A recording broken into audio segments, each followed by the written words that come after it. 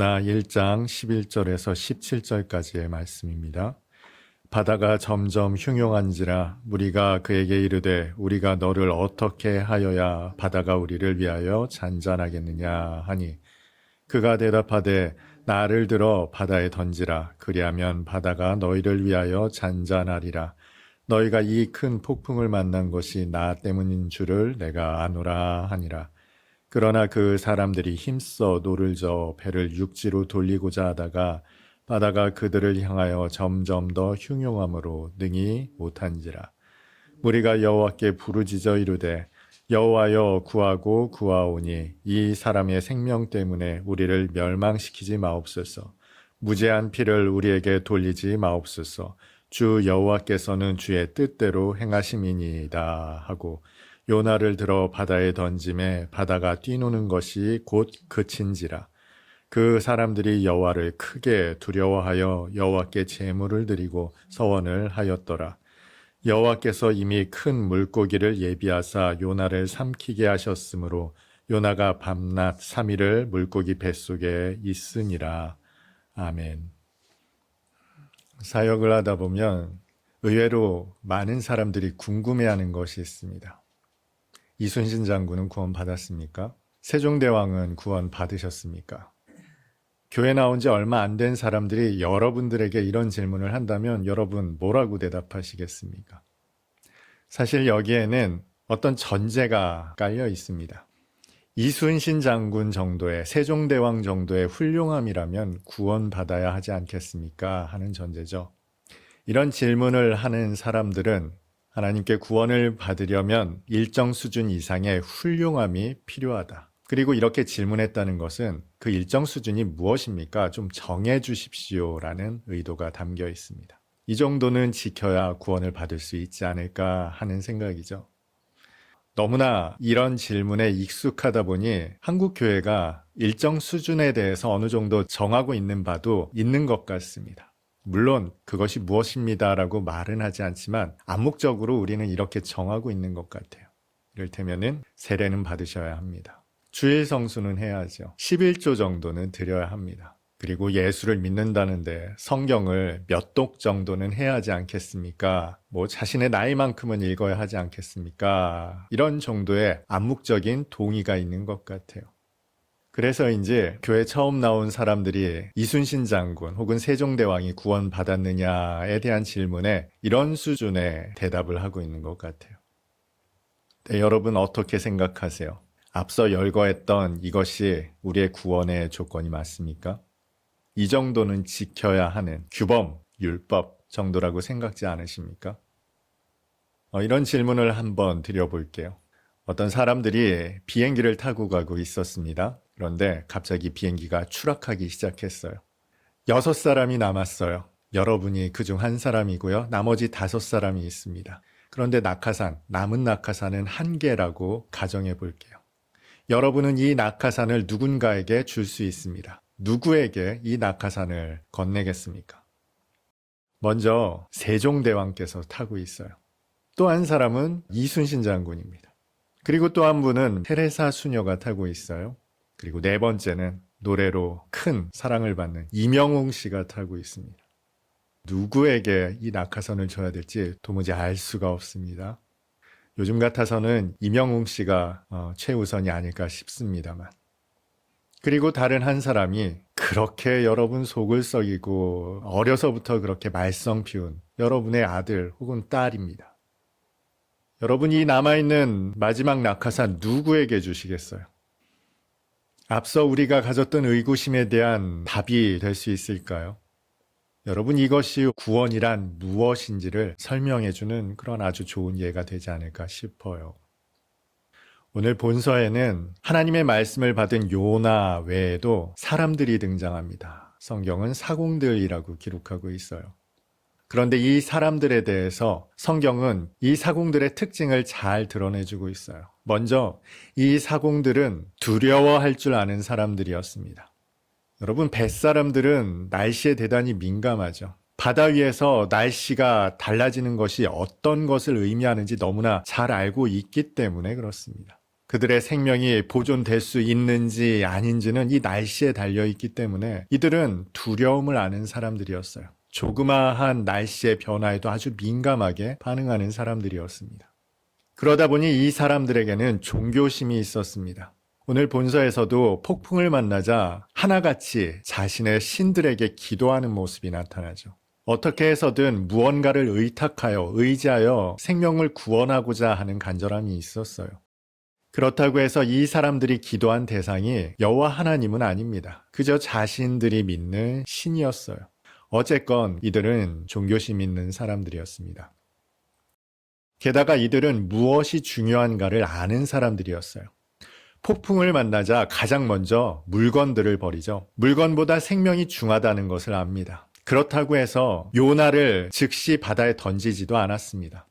하나님의 말씀을 받은 하나님의 사람을 함부로 해치지도 않았다는 거예요. 무엇이 중요한가에 대한 우선순위를 정확하게 인지하고 있는 사람들이었어요. 꽤나 괜찮은 사람들 아닙니까? 이들이 도대체 왜 폭풍을 만났는지 제비를 뽑았고요. 제비에 당첨된 요나를 통해 자초지종을 알게 되었습니다. 이제 문제가 왜 생겼는지를 알아요.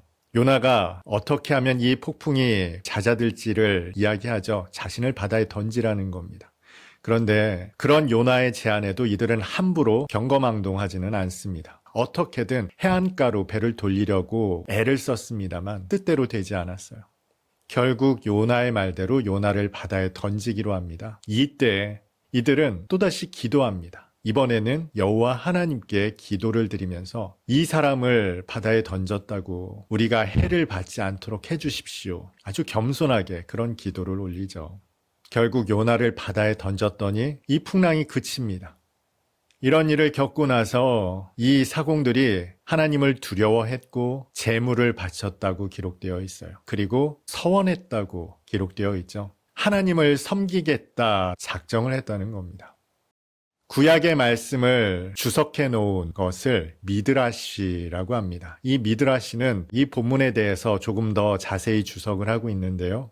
이 사공들이 예루살렘으로 향했다고 합니다. 예루살렘에 도착해서 이들은 이방인의 뜰에 가서 제물을 바쳤다는 거예요. 그리고 여호와 하나님만을 섬기기로 개종을 했다는 겁니다. 여러분 이렇게 놓고 보니 어떻습니까? 이 사람들 제법 훌륭한 사람들 아닙니까? 제법 괜찮은 신앙의 모범을 보인 사람들 아니에요? 솔직히 요나와 이 사공들을 놓고 볼 때 누가 더 훌륭한 신앙인이라고 할 수 있겠어요? 저는 아무리 봐도 요나보다 이 사공들이 훨씬 더 훌륭한 신앙인으로 보입니다. 요나를 보낼 것이 아니라 하나님께서는 오히려 이 사공들을 니느웨로 보내셔서 당신의 뜻을 말씀하게 하시는 것이 효과적일 것처럼 보여요. 얼마나 열심으로 하나님의 말씀을 전하겠습니까? 하나님께서는 지금이라도 요나가 아니라 이 사공들을 보내야 할 것 같아요. 그런데 하나님은 그렇게 하지 않으셨죠. 미리 큰 물고기를 예비하셨습니다. 이 물고기는 요나가 바다에 던져지자마자 삼켰어요. 사흘 밤낮을 헤엄쳐서 어느 해안가에 요나를 뱉어냅니다. 결국 하나님께서는 이 요나를 니느웨에 가게 하셨습니다. 그리고 그에게 전파하라, 선포하라 하시죠. 큰 성읍이었지만 요나는 한 반나절쯤 하나님의 말씀을 전합니다. 그리고는 초막을 짓고 어떻게 되나 구경하고 있어요. 그런 요나를 보시고는 하나님께서 박넝쿨을 예비하셨다가 요나를 또 가르치십니다. 이렇게 번거롭게 할 필요 없이 사공들을 보내셨다면 그들이 얼마나 열심으로 구석구석 다니면서 하나님의 말씀을 전했을까요? 로마서 11장 29절에 이런 말씀이 있습니다. 하나님의 은사와 부르심에는 후회하심이 없다는 거예요. 이 말씀이 뜻하는 바가 무엇일까요? 하나님의 뜻은 구원하심에 있어요. 좌우를 분별하지 못하는 자 그 12만 명을, 그 많은 가축들을 심판하지 않는 것이 하나님의 목적입니다. 그런데 이 한 가지만은 아니에요. 하나님의 또 다른 중요한 목적은 요나에게 하나님이 어떠한 분이신가를 계시하시는 겁니다. 요나야, 이 니느웨에는 좌우를 분별하지 못하는 자가 12만여 명이나 있다. 가축도 많이 있다. 이런 니느웨 성읍을 내가 아끼는 것이 어찌 당연하지 않겠냐. 하나님의 중요한 목적 가운데 하나가 이 하나님의 마음을, 하나님의 뜻을 요나에게 가르치시는 거예요. 왜 그렇습니까? 요나는 하나님의 사명을 받은 자일 뿐만 아니라 하나님의 택하심을 받은 사람이기 때문에 그래요. 베드로전서에서 하나님의 택하심 받은 자들이 어떠한가를 잘 이야기해 주고 있죠. 너희는 왕 같은 제사장들이다. 거룩한 나라다. 그의 소유가 된 백성이다. 여러분, 하나님을 일 중독에 걸린 그런 분으로 오해하시면 안 됩니다. 전능하신 분 아니십니까? 못하실 일이 없으신 분이에요. 일에 중독되셔서 당신의 일을 성취하시고자 혈안이 된 그런 분이 아니세요. 하나님의 진정한 목적은 하나님의 뜻을 성취하심에 있습니다. 뜻을 성취한다는 건 그 일을 이루어 가신다는 것 이상의 의미를 가지고 있어요. 하나님의 가장 중요한 뜻이 무엇인지 아십니까? 당신의 택정하신 자들을 새로운 피조물로 재창조하시는 거예요. 이들은 하나님의 마음을 아는 자들이라고요. 하나님은 이러한 새로운 피조물로 창조하시려고 그 택정하신 자들을 부르신 거예요. 이들에게 일시키려고 부르신 것이 아니라 하나님을 계시하시기 위해, 드러내 나타내시기 위해 부르셨다고요. 그래서 하나님의 가장 중요한 일은 니느웨를 회개시키셔서 구원하시는 것도 있지만 이 요나 한 사람에게, 택하신 요나에게 하나님이 어떠한 분이신가를 드러내어 나타내시는 것이 또한 중요한 뜻이라는 겁니다. 그래서 성경에 나타난 하나님의 사람들이 어떠한가를 한번 떠올려 보세요. 아브라함이 어땠습니까? 하나님의 뜻을 이루는 사람 맞습니다. 나아가 그는 하나님의 마음을 아는 자였어요. 자신의 하나밖에 없는 독자를 하나님께 드릴 수 있는 사람이었다고요. 그래서 그는 하나님의 벗이라고 일컬음을 받지 않습니까? 다윗은 어떻습니까? 내 종 다윗, 하나님께서 그렇게 부르시죠. 위대한 왕이기 때문에 그렇습니까? 아니에요. 다윗도 하나님의 마음을 헤아릴 줄 아는 자였다고요. 모세는 어떻습니까? 하나님의 율법을 받아 이스라엘 백성에게 가르친 자였습니까? 그 이상의 사람이었죠. 그 율법이 뜻하는 바가 무엇인지 정확하게 알았어요. 이스라엘아 들으라. 너희는 마음을 다하고 뜻을 다하고 힘을 다하여 내 하나님 여호와를 사랑하라. 진짜 하나님께서 뜻하시는 바가 무엇인지를 가르쳤잖아요. 하나님께서 당신을 열어서 보여주셨거든요. 그 하나님을 그렇게 전할 수 있는 사람이었던 거예요. 하나님께서 저와 여러분에게 주시는 사명은 하나님의 뜻을 성취하시는 방법이기도 하지만 또 한편으로는 하나님께서 택하신 자들에게 당신을 계시하시는 수단이기도 합니다. 하나님은 택하신 자들에게 당신을 열어 보여주시기를 원하세요. 이것이 하나님의 뜻입니다. 그리고 그 뜻을 가장 완벽하게 성취하신 분이 바로 예수님이시고요. 보세요. 앞서 이런 예화를 드렸죠. 여러분이 하나 남은 낙하산을 가지고 있을 때 그 낙하산 누구에게 주시겠습니까? 훌륭한 왕입니까? 훌륭한 장군입니까? 여러분의 마음을 달래주는 가수입니까? 아니라니까요. 그 어떤 훌륭함도 내 아들, 내 딸을 대신할 수는 없다는 겁니다. 하나님의 택하심은 바로 이러한 것입니다. 그 어떤 훌륭함으로 구원하시는 것이 아니에요. 하나님의 구원은 하나님께서 택정하셨기 때문에 반드시 이루시는 하나님의 뜻인 겁니다. 그래서 사공들이 아니라 요나를 통해서 하나님께서는 니느웨를 구원하시기를 기뻐하셨던 거예요. 니느웨가 돌이켜 회개하는 것도 하나님의 뜻이지만 하나님의 택하신 요나가 하나님을 온전히 깨달아 아는 것도 너무나 소중한 뜻이기 때문에 그렇습니다. 그래서 신앙은요, 하나님과의 아주 지극히 개인적이고 인격적인 교제가 있어야 합니다.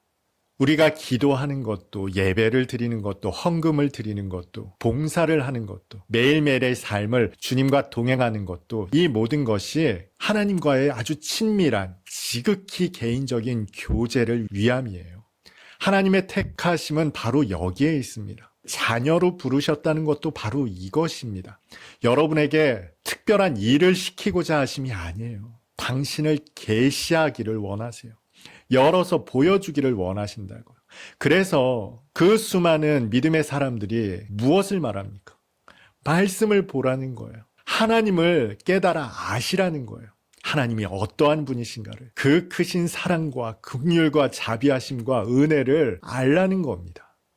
저와 여러분이 이 세상을 사는 목적도 여기에 있어요. 뭔가 거창한 일을 행하기 위함이 아니라 하나님과 교제함이 목적이에요. 여러분은 이 세상을 하나님 나라 가운데 살아가면서 하나님을 경험하는 겁니다. 새로운 피조물로 창조되는 거예요. 탕자처럼 재창조되는 거라고요.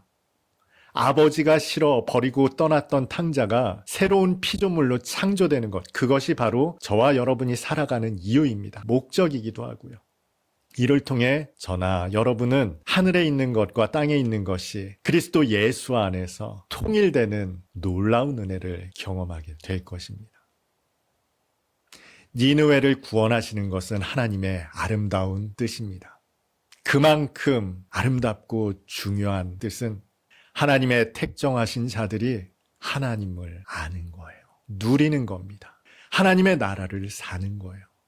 그래서 영생은 하나님을 아는 것이자 그의 보내신 예수 그리스도를 아는 것이라고 우리에게 말씀해 주고 계시는 겁니다. 여러분, 이 세상에는 하나님을 아는 사람들이 있습니다. 또한 하나님이 아시는 사람도 있어요. 오늘 예배드리는 저와 여러분 모두가 하나님이 아시는 사람이었으면 좋겠습니다. 하나님의 계시하심을 깨달아 이 땅에서의 삶을 기쁨과 감사와 감격으로 살아가는 여러분이었으면 좋겠습니다. 오늘 계시하시는 하나님을 누리며 사십니까? 하나님과 친밀한 인격적인 교제를 누리며 하나님 나라를 사는 오늘 예배드리는 저와 여러분 다 될 수 있기를 주님의 이름으로 축복합니다.